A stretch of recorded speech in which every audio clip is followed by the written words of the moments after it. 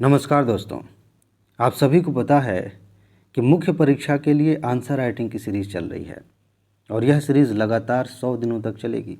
इसका पैटर्न भी आपको पता है कि मैं एक क्वेश्चन देता हूँ, क्वेश्चन को समझाता हूँ, आपको बताता हूँ कि इसका उत्तर आप कैसे लिखेंगे और अगले दिन मैं खुद उस प्रश्न का उत्तर लिख कर आपको दिखाता हूँ कि आप कैसे क्वेश्चन की डिमांड को पूरा कर सकते हैं, कैसे आप क्वेश्चन को समझेंगे और उसी के अनुसार अपने उत्तर को फ्रेम करेंगे। बहुत सारी चीज़ें हम इसमें सीखते हैं, आपको अच्छे से पता है। और इसी में जब मैं आंसर डिस्कस कर लेता हूँ तो लास्ट में अगले दिन के लिए क्वेश्चन देता हूँ। कल मैंने बताया था कि अगले दिन हम निबंध की बात करेंगे। उस समय मेरे दिमाग में यही था कि मैं आपको एक निबंध दे दूंगा, समझा दूंगा कि कैसे इसका लिखना है और फिर अगले दिन लिख के दिखाऊंगा। लेकिन फिर बाद में मुझे एहसास हुआ कि ऐसे नहीं, अचानक से नहीं शुरू करना चाहिए, क्योंकि जब तक आपके दिमाग में निबंध को लेकर कुछ चीज़ें क्लियर नहीं होंगी तब तक आप उसको अच्छे से लिख भी नहीं पाएंगे और उसके महत्व को भी नहीं समझ पाएंगे। अभी देखिए सीधा सीधा क्या है कि जितने भी टॉपर हैं, ज़रा ध्यान से देखिए, कुछ खास चीज़ें उनमें हैं। जैसे देखेंगे कि निबंध में उनके बड़े अच्छे नंबर आ रहे हैं। मैं सबकी बात नहीं कर रहा हूँ, अपवाद भी हो सकते हैं। निबंध बहुत ही शानदार स्कोरिंग पेपर है। ऐसे इथिक्स की बात होती है, आपका अपना ऑप्शनल सब्जेक्ट है, लेकिन निबंध में आपको 2 ही निबंध लिखने होते हैं और 250 नंबर का ये पेपर है। अगर आप अच्छा निबंध लिखते हैं तो इसी के आधार पे आप बहुत अच्छी रैंकिंग हासिल कर सकते हैं। लेकिन अच्छा निबंध लिखने से पहले आपके दिमाग में कुछ चीज़ें एकदम अच्छे से क्लियर होनी चाहिए। सबसे पहली बात ये कि आपको क्या पता है कि निबंध के लिए कोई सिलेबस भी है, यूपीएससी ने क्या कहा है इसके बारे में, ये पता होना चाहिए। इस पेपर का पैटर्न आपको बहुत अच्छे से समझ लेना है। ये समझने के बाद कुछ और चीज़ें हैं जिसको मैं कहता हूँ कि निबंध के बेसिक रूल्स, उन बेसिक रूल्स को आपको समझना होगा, तब जाके एक अच्छा निबंध आप लिखेंगे यूपीएससी के लिए। ये हाई स्कूल और इंटर का निबंध नहीं है, यूपीएससी के लिए लिखना है। तो उन रूल्स को समझना है। निबंध का स्ट्रक्चर कैसे बनाया जाता है लिखने से पहले वो आपको समझना है। और जो आप निष्कर्ष लिखते हैं या फिर शुरुआत जहाँ से करते हैं आप जो है, वो सारी बातें पहले से आपके दिमाग में क्लियर होनी चाहिए कि आप कैसे शुरू करेंगे, कैसे अंत करेंगे निबंध का। ये सब कुछ जब आप समझ लेते हैं तो आपके लिए बहुत आसान हो जाता है एक बहुत प्रभावशाली निबंध लिखना। ठीक है, आज हम इसी के बारे में बात करेंगे। फिलहाल इस वीडियो में मैं आपको बताने वाला हूं कि यूपीएससी ने क्या कहा है निबंध को लेकर के, चाहे वो सिलेबस की बात हो चाहे इसके पैटर्न की बात हो।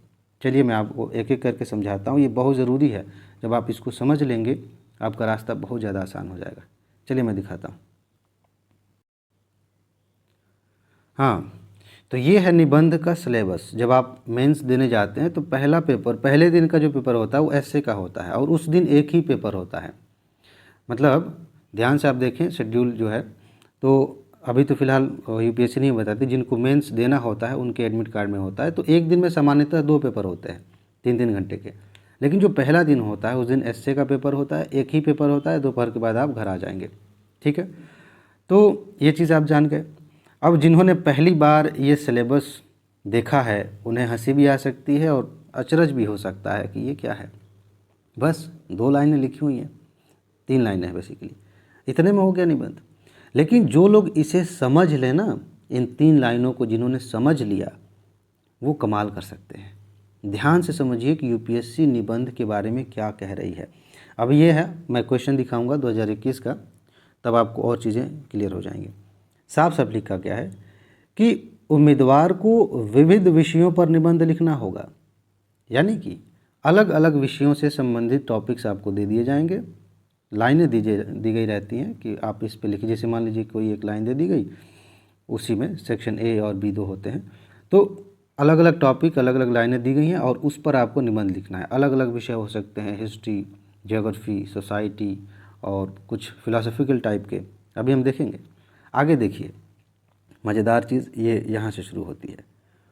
उनसे अपेक्षा की जाती है, ध्यान दीजिएगा, उनसे अपेक्षा की जाती है कि वे निबंध के विषय पर ही केंद्रित रहें।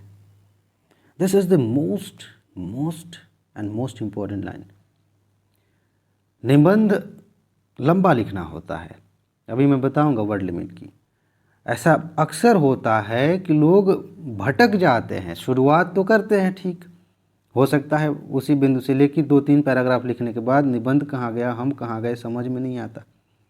जो टॉपिक कहा गया है इसी टॉपिक पर आपको निबंध लिखना है, इसी के इर्द गिर्द रहना। ऐसा नहीं कि टॉपिक यहाँ है और लिखते लिखते हम यहाँ पहुँच गए, ऐसा कुछ नहीं करना। साफ साफ यूपीएससी ने लिखा है कि आप उसी टॉपिक पर बने रहें, उसी विषय पर बने रहें जिस पर निबंध लिखना है। बहुत सारे लोग इस चीज़ को नहीं समझ पाते, इसको प्रैक्टिस में लेकर नहीं आ पाते और कहते हैं कि हमने निबंध लिखना शुरू किया था, नंबर नहीं आ रहे हैं, टेस्ट में चाहे यूपीएससी का मेंस दिया, नंबर नहीं आया। अरे कैसे आएंगे? यूपीएससी ने जो कहा है उसको आपने हल्के में ले लिया हो तो फिर बहुत सारे लोग तो जानते ही नहीं है।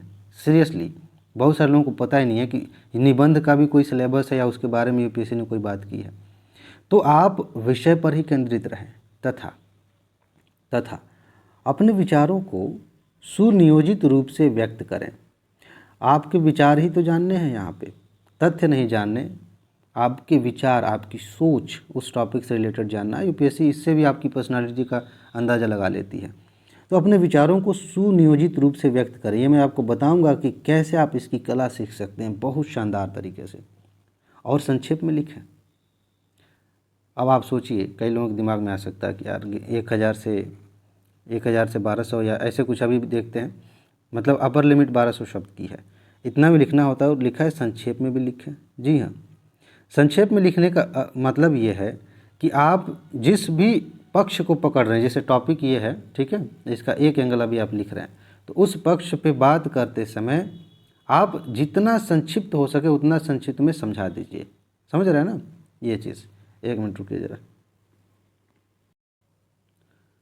और आगे एक और मज़ेदार लाइन, ये यूपीएससी कह रही है, प्रभावी और सटीक अभिव्यक्ति के लिए अंक प्रदान किए जाएंगे। कॉपी भरने के लिए अंक नहीं मिलेंगे, एस्से के नाम पे कुछ भी लिख देने के अंक नहीं मिलेंगे। अंक इस बात के मिलेंगे, मार्क्स इस बात के मिलेंगे कि आपने कितने प्रभावशाली तरीके से और कितनी सटीकता से अपने आप को व्यक्त किया है, अपने विचारों को व्यक्त किया है, आप जो सोच रहे हैं उसको व्यक्त किया है, कितनी खूबसूरती से, इस बात के अंक मिलते हैं। समझ रहे हैं आप? तो ये है सिलेबस में कही गई बात। लेकिन इसको थोड़ा और अच्छे से समझने के लिए, यानी कि अब मैं उस पर आ रहा हूँ, सिलेबस तो आपने समझ लिया, अब इसको यूपीएससी क्वेश्चन पेपर में कैसे डालती है, इन बातों को क्वेश्चन पेपर के फ्रेम में कैसे लेके, जैसे कहा ना विविध विषयों पर निबंध लिखना होगा, तो ज़रा देखें कि विविध विषय कौन से हैं, किस तरह के हैं। बाकी ये लाइनें आप रट लीजिए, याद कर लीजिए, एकदम लिख के सामने चिपका लीजिए, देखते रहा करिए कि निबंध में यूपीएससी आपसे क्या चाहती है। हालांकि आप जुड़े हुए हैं मुझसे तो बहुत सारी चीज़ें आपको सीखने को मिलेंगी, बहुत मज़ा आएगा, बहुत आसानी से बहुत प्यारे प्यारे निबंध आप लिखेंगे। चलिए अब मैं आपको दिखाता हूँ सिलेबस, ठीक है, सॉरी सिलेबस नहीं, क्वेश्चन पेपर। अब ये 2021 का मेंस हुआ, उसी का पेपर है। ध्यान से समझिए, यहाँ पे बड़ी मज़ेदार चीज़ें, बहुत सारे लोग इसको नहीं पढ़ते, आपको थोड़ा सा ध्यान देना चाहिए। वैसे तो ये चीज़ें जो पहले का पेपर है उसमें भी लिखी रहती हैं, तो एग्ज़ाम देने से पहले एग्ज़ामिनेशन हॉल में आपको यहाँ समय ना लगाना पड़े, एग्ज़ाम देने से पहले आप जब भी क्वेश्चन पेपर डाउनलोड करते हैं यूपीएससी का, तो ये जो निर्देश दिए गए हैं इन्हें पहले से ध्यान में रखें। कई बार लोग यहाँ मिस करते हैं। यहाँ क्या लिखा है, प्रश्नों के उत्तर देने से पहले इनको ध्यान से पढ़िए क्या है। अभी हम पैटर्न पे आते हैं, उससे पहले देखिए क्या लिखा है। प्रवेश पत्र में जो आपको एडमिट कार्ड मिला है, अधिकृत माध्यम में निबंध लिखना आवश्यक है। आपने जो माध्यम चुना, जो प्रवेश पत्र में लिखा है हिंदी इंग्लिश, कई बार बाय मिस्टेक हमारा माध्यम कुछ और लिखा होता है। आप हिंदी मीडियम से हैं, इस बात का ध्यान रखें कि आपके एडमिट कार्ड में हिंदी मीडियम लिखा है कि नहीं। अगर नहीं लिखा है तो उसको करेक्ट करवाइए, उसके लिए यूपीएससी से संपर्क करिए, नहीं तो फिर दिक्कत हो जाएगी। तो जो माध्यम आपने लिखा है उसी माध्यम में निबंध लिखना है, तथा इस माध्यम का स्पष्ट उल्लेख प्रश्नशः उत्तर, जिसको क्यूसीए बोलते हैं, जो कॉपी मिली है आपको निबंध लिखने के लिए, वहाँ पर उसके मुख्य पृष्ठ पर निर्दिष्ट स्थान पर लिखना आवश्यक। वहाँ पे एक कॉलम बना होता है, कॉपी जो आपको मिलती है ऊपर एक कॉलम बना होता है कि किस भाषा में निबंध आप लिख रहे हैं। वहाँ पे स्पष्ट लिखिए कि आप हिंदी में लिखने जा रहे हैं, आप इंग्लिश में लिखने जा रहे हैं।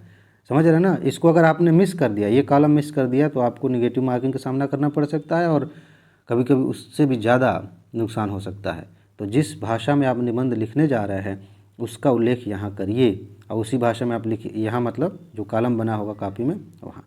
अब देखिए, अधिकृत माध्यम के अलावा, ध्यान से देखिएगा, बड़ी इंपॉर्टेंट बात है, अधिकृत माध्यम के अलावा अन्य माध्यम में लिखे गए उत्तरों पर अंक नहीं दिए जाएंगे। ये मिलेगा, इंग्लिश वाले हैं आप हिंदी में लिख के आ गए, हिंदी वाले हैं इंग्लिश में लिख के आ गए। और ये तो आपको पता है, ऐसा नहीं है कि इतने भी नासमझ नहीं है कि आपको नहीं पता है कि आप किस माध्यम में लिखने जा रहे हैं। मैं उसकी बात कर रहा हूँ, बाई मिस्टेक अगर वहाँ पे हिंदी या इंग्लिश लिख दिया गया है, या किसी के अंदर एक नादानी आ ही जाए कि चलो हिंदी में लिखते हैं, इंग्लिश मीडियम के उनको लग रहा है कंफर्टेबल है हिंदी में, क्योंकि क्वेश्चन पेपर तो हिंदी और इंग्लिश दोनों में है, तो वहाँ एक गलती हो सकती है, दिमाग में एक बचकानी सोच आ सकती है कि चलो मैं हिंदी मीडियम में लिखना कंफर्टेबल हूँ, लिख देता हूँ, दोनों भाषाओं में है, चेक करने वाले कर लेंगे। ऐसा नहीं है, ठीक है ना, जो लिखा है उसी में लिखिए, अदरवाइज़ क्या होगा, 0 मार्क्स मिलेंगे, ना अंक नहीं दिए जाएंगे। अब देखिए, प्रश्नों के उत्तर निर्दिष्ट शब्द संख्या के अनुसार होने चाहिए, ये ध्यान रखिएगा। वर्ड लिमिट का ध्यान रखेंगे, यहाँ पे एक रेंज काफ़ी अच्छी खासी है, उसके बीच में आप लिख सकते हैं। और जो उत्तर पुस्तिका है, खाली छोड़े गए किसी पृष्ठ अथवा पृष्ठ के भाग को पूर्णतः काट दें। अब पूर्णतः काटने का मतलब पन्ना फाड़ देना नहीं होता जैसे मान लीजिए कि आप लिखते लिखते आए, ये पेज है, ठीक है, हो सकता है कि इसके ऊपर वाले पेज पर ही आपका काम हो गया था, यहाँ तक आपने ऐसे लिख दिया, ये खाली पूरा खाली हो गया। या ये भी हो सकता है कि आपने यहाँ तक लिखा, 2 लाइनें लिखी और आपका काम पूरा हो गया, ये पेज पूरा खाली है। तो इसको आप ऐसे काट सकते हैं, ऐसे, या एक ही तरफ, या फिर जैसे आपको ठीक लगे, आप एक ही ऐसे बस काट दीजिए, ठीक। तो ये आप काट दीजिए, साफ साफ यूपीएससी ने लिखा है। अब हम आते हैं, लोगों के दिमाग में कई तरह की धारणाएं बनी थी और ये यूपीएससी के प्रश्नों को देखकर ही बनी थी, इसमें गलत भी नहीं है। लेकिन फ़िलहाल कुछ चीज़ें आपको बदली हुई से दिख रही हैं, दिखेंगी अगर आप क्वेश्चन पेपर देखेंगे तो, पिछले सालों से, कई सालों से, 2-3 सालों से तो साफ स्पष्ट हो गया है। एक चीज़ और बता दें कि 2 सेक्शंस हैं, सेक्शन ए और सेक्शन बी। सेक्शन ए में 4 ऐसे आपको दिए जाते हैं, उसमें से कोई एक लेना है, उस पर ऐसे लिखना है। सेक्शन बी में 4 टॉपिक्स दिए जाएंगे, उसमें से कोई एक लेना है, उस पर निबंध लिखना है। बात समझ में आ गई? कुल मिला के 2 निबंध हो जाएंगे। तो मैं ये समझाने की कोशिश कर रहा हूँ कि पहले सामान्य तौर पर ऐसा होता था कि जो सेक्शन ए है ना, इसमें वो सारे विषय लिए जाते थे जो जीएस के हैं। सोसाइटी के बारे में पूछ लिया, पर्यावरण के बारे में पूछ लिया, जैव विविधता के बारे में पूछ लिया, महिलाओं के मुद्दे हो गए, गरीबी, कुपोषण, ये सब सामाजिक, पर्यावरणीय, आर्थिक, राजनीतिक मुद्दे यहाँ लिए जाते थे। और जो सेक्शन बी होता था उसमें फ़िलासफ़िकल टाइप के, जो आप कहते हैं अमूर्त विषय, जैसे हम कहें कि एक ईमानदार व्यक्ति, अब एक ईमानदार व्यक्ति पे अगर आप कोई लाइन बना सकें, उस पे निबंध लिखिए। या फिर ईमानदारी पे, ईमानदार व्यक्ति तो एक मूर्त विषय हो गया, ईमानदारी, सच्चाई, करुणा, इस तरह के भाव, जैसे आप ईश्वर की धारणा, तो कुछ चीज़ें ऐसी हैं जो फ़िलासफ़िकल हैं, समझ रहे हैं ना। या फिर अभी देखेंगे बड़े मज़ेदार तरीके से, मैं तो बहुत छोटे छोटे एग्जांपल्स दे रहा हूँ, बड़े मतलब थोड़े हट के हैं, लेकिन यहाँ अभी क्वेश्चन मैं आपको दिखा रहा हूँ, समझ में आएगा। तो ये माना जाता था कि उसमें फ़िलासफ़िकल, आपकी सोच को जांचने के लिए, आपकी थिंकिंग प्रोसेस को समझने के लिए वो दिया जाता था, और यहाँ पे थोड़े से जीएस टाइप के। लेकिन अभी बदल गया है, अभी मिक्स हो गया है। ये ज़रूरी नहीं है कि सेक्शन ए में फ़िलासफ़िकल टाइप के या अमूर्त विषय नहीं पूछे जाएंगे। जैसे ज़रा इसको देखिए, आत्मसंधान की प्रक्रिया एक तकनीकी रूप से बाह्य स्रोतों को सौंप दी गई है। ये क्या है? आपको लगता है कि जीएस का है? The process of self discovery has now been technologically outsourced. ये क्या है? जीएस पढ़ के इसका जवाब दे देंगे। Self discovery, the process of self discovery, ये फिलोसॉफिकल टाइप का ऐसे है, सेक्शन ए में आया, पहले से नहीं आता था, ठीक है। इसके बाद आप मेरे बारे में धारणा आपकी सोच दर्शाती है, ठीक है। आपके प्रति मेरी प्रतिक्रिया मेरा संस्कार है, ये भी एक फिलोसॉफिकल टाइप का है। तो इस तरह से आप देखेंगे कि चीज़ें बदल रही हैं। यहाँ आप सेक्शन बी में आएंगे, यहाँ भी आप देख रहे हैं कि पालना झुलाने वाले हाथों में ही संसार की बागडोर है। अब इसको आप कैसे समझेंगे? इस पे आपको एक्चुअली क्या है ना, यूपीएससी यही जांचना भी चाहती है। इसमें ऐसा नहीं है कि कुछ गड़बड़ हो गया, यूपीएससी फेल करने के लिए ऐसा कुछ करिए, ऐसा है ही नहीं। निबंध का पेपर देने का सीधा सा मकसद ये है कि आपकी सोच कैसी है, आप किस तरह से सोचते हैं, और सिर्फ सोचते ही नहीं, जो सोचते हैं उसको आप कैसे दूसरों के सामने व्यक्त करते हैं। और ये अंदर की बात, बिना पढ़े लिखे, ज़्यादा किताबी ज्ञान के बिना आप जो सोचते हैं वो बताइए, इन मुद्दों पर, क्योंकि आप यूपीएससी की तैयारी कर रहे हैं, वैसे भी आपने बहुत सारे विषय पढ़े हैं, समाज के बारे में समझा है, दुनिया समझ रहे हैं, तो इतना तो समझ जाएंगे कि इसमें क्या लिखना है, ठीक है ना। तो ये सारी चीज़ें इसलिए बदली गई हैं ताकि आपकी असली जो सोच है उसको उभारा जा सके। अदरवाइज़ पर्यावरण परिवर्तन हो रहा है और उसमें कौन कौन से फैक्टर्स उत्तरदायी हैं, तो जीएस के लिए पढ़ते हैं लोग, वैसे ही रट के जाके लिख देते थे। किताबें जो आपकी हैं ज़रा देखिए, जिसमें निबंध की किताबें मैं बात कर रहा हूँ, वैसे ही वही सारे विषय दिए गए हैं आप जीएस के लिए जो पढ़ते हैं, लेकिन यूपीएससी समझ रही है, इसलिए ऐसा चेंज किया गया। अब आप समझ जाएंगे कि निबंध लिखना कुछ लोगों के लिए बहुत आसान क्यों है और कुछ लोगों के लिए बहुत ज़्यादा मुश्किल क्यों है। दो कारण, एक निबंध लिखना एग्ज़ाम से पहले, एक निबंध एग्ज़ाम के बाद, सॉरी एग्ज़ाम के दौरान। तो क्या है कि निबंध, जब आप निबंध लिखते हैं तो सामान्य तौर पर सोसाइटी, महिलाएं, इस तरह की बातें आप जो है लिखते हैं, ठीक। और जब एग्जामिनेशन हॉल में जाते हैं तो यूपीएससी कहती है कि there are better practices to best practices. बताइए, सर्वोत्तम कार्यप्रणाली से बेहतर कार्यप्रणालियाँ भी हैं। अगर कुछ बेस्ट है तो उससे भी बेहतर कुछ है। क्या आपने इसके बारे में सोचा था? क्या इसकी प्रैक्टिस की थी? इसीलिए मैं कह रहा हूँ कि निबंध ऐसा है, जब आप एक बार निबंध लिखने की प्रोसेस को समझना शुरू करते हैं ना, तो इससे कोई फ़र्क नहीं पड़ता कि वो निबंध आपको सोसाइटी के बारे में लिखना है या अपनी सोच दर्शानी है किसी मुद्दे पे। इसके बारे में हम आगे बात करेंगे, लेकिन ये क्वेश्चन पेपर दिखाना इसलिए ज़रूरी था क्योंकि जब आप निबंध की किताब खरीदते हैं, निबंध की कोचिंग करते हैं, निबंध के लिए कोई कोर्स खरीदते हैं, तो उसमें जो एग्जाम्पल्स दिए जाते हैं, उसमें जो बातें बताई जाती हैं, वो बहुत स्ट्रेट फॉरवर्ड टॉपिक्स को लेकर बताई जाती हैं कि महिलाओं के बारे में क्वेश्चन आया तो आप ऐसे लिख दीजिएगा, पर्यावरण पे आया तो ऐसे लिख दीजिएगा, इकॉनमी पे आया तो ऐसे लिख दीजिएगा। एग्ज़ाम में जाएंगे तो ऐसा कुछ आ ही नहीं रहा है। शोध क्या है? ज्ञान के साथ एक अजनबी मुलाकात है। हा। अब बताइए, पूछ लिया, इसके बारे में कोई बात नहीं हो रही है। तो मैं आपको ज़्यादातर जो निबंध दूंगा वो इसी तरह का, जो आपकी सोच को निखारे और आपकी सोच को आपके पेन कलम के ज़रिए आपके पेन पर उतारे, उस पर कापी पे उतारे और एग्ज़ामिनर को प्रभावित करे। आप खुद महसूस करेंगे कि वाह क्या बात है, क्या मस्त निबंध लिखा है। ये सारी चीज़ें, तो आपने पैटर्न समझ लिया, सिलेबस समझ लिया, डिमांड समझ ली, दिशा समझ ली कि आपको जाना किधर है। अब बातें जो मैं आपको बताऊंगा डेफिनेटली उससे आपको बहुत मदद मिलेगी, बहुत मज़ा आएगा और आप सही दिशा में आगे बढ़ेंगे। ठीक है जी, तो बस इसमें इतना ही रहने देता हूँ। आगे मैं इसके आगे कुछ और बातें करूँगा जो कि निबंध लिखने की शुरुआत से संबंधित होगी। कुछ बेसिक रूल्स हैं, उन पे हम बात करेंगे। ठीक है जी, तो कितने मिनट हो गए जी? 17 मिनट। ओह, 18 मिनट तो हो ही जाएंगे, तो ठीक है, इसमें इतने रहने देते हैं।